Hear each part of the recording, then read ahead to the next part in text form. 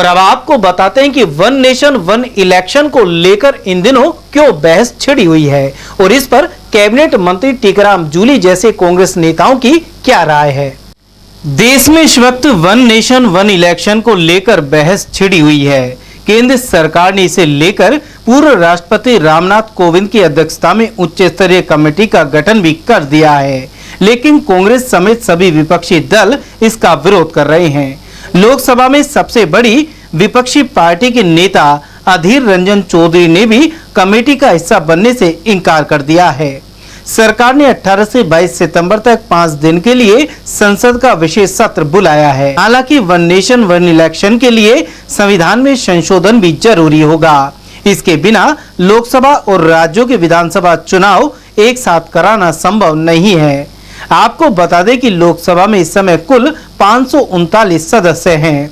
ऐसे में सरकार को वन नेशन वन इलेक्शन के लिए जरूरी संशोधन के लिए लोकसभा में 404 सदस्यों के समर्थन की जरूरत होगी। साथ ही सरकार को आधे राज्यों का समर्थन भी आवश्यक है।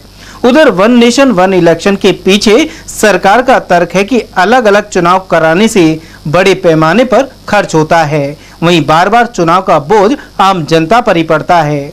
उधर दिल्ली के मुख्यमंत्री अरविंद केजरीवाल ने बयान दे डाला कि हर 3 महीने में चुनाव होने चाहिए। वहीं कांग्रेस की प्रदेश सरकार में कैबिनेट मंत्री टीकाराम जूली ने वन नेशन वन इलेक्शन पर कहा कि यह सभी पार्टियों की एक राय से हो सकता है। वहीं Bhajpa one nation one election की बात करती है तो उन्हें यह मालूम होना चाहिए कि यह बीजेपी का एजेंडा नहीं है। वहीं इस पर आमजन और सभी पार्टियों की सहमति बनानी जरूरी है। देखिए, इलेक्शन जिस प्रकार से जनता बहुमत देती है सब लोगों को, उसी हिसाब से इलेक्शन होने चाहिए। जिस हिसाब से देश के अंदर इलेक्शन हो रहे हैं, मैं समझता हूँ इसमें भी अगर कोई सर्वसम्मति सभी पार्टियों में बनती है तो उस हिसाब से होना चाहिए, न कि भारतीय जनता पार्टी अपना एजेंडा थोपे। उधर भाजपा के पूर्व जिला महामंत्री पवन जैन के अनुसार एक देश एक चुनाव होने से खर्च कम होगा, वहीं सरकारी मशीनरी का उपयोग ज्यादा नहीं करना पड़ेगा। उन्होंने इसे केंद्र सरकार का ऐतिहासिक कदम बताया है। निश्चित रूप से 90 के दशक से इस तरह की मांग देश में उठ रही है, क्योंकि जो खर्चा होता है सरकार का, विधानसभा के और लोकसभा के चुनाव एक साथ होने चाहिए।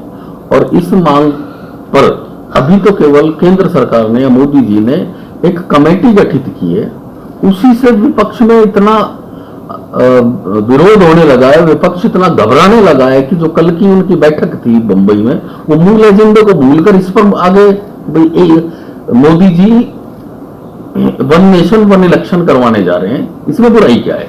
वन नेशन, उनका मानना यह है कि जब मोदी जी को कोई वोट देने जाएगा तो स्टेट गवर्नमेंट में भी जो बीजेपी को वोट करेगा और इस कारण क्षेत्रीय दल समाप्त होने के आसार हैं। तो क्षेत्रीय, मैं उनसे पूछना चाहता हूं, 1950 में 47 में जब देश आजाद हुआ, 1951 में पहले इलेक्शन हुए, 1951 से लेकर लगभग 67 तक विधानसभा चुनाव और लोकसभा चुनाव एक साथ होते थे। तब इनको तकलीफ नहीं हुई कि कोई क्षेत्रीय दल विलोपित हो रहा है। तो उसमें हमारे हिसाब से या मेरे व्यक्तिगत विचार से इसमें कोई बुराई नहीं है। देश का खर्चा बचेगा। उसके अलावा जो रोज रोज इलेक्शन की मार होती है, रोज रोज हर व्यक्ति को या आम नागरिक को इलेक्शन झेलना पड़ता है, उनसे बचने के लिए एक देश एक चुनाव बहुत ही अच्छा फार्मूला है। कई ज्यादातर विकसित देशों में ऐसा होता भी है।